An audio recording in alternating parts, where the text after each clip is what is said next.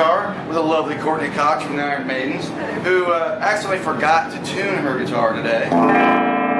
But it's this easy. Activate. Wait for the light.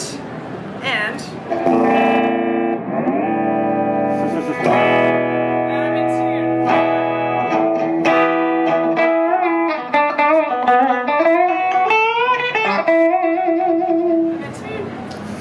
So the guitar can automatically tune. It can also do things like drop D tuning.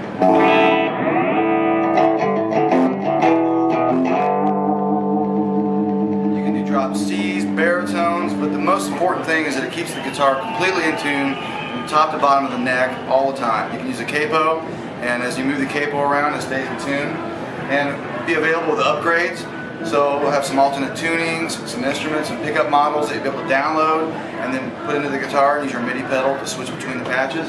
And now let's kick on some jingles.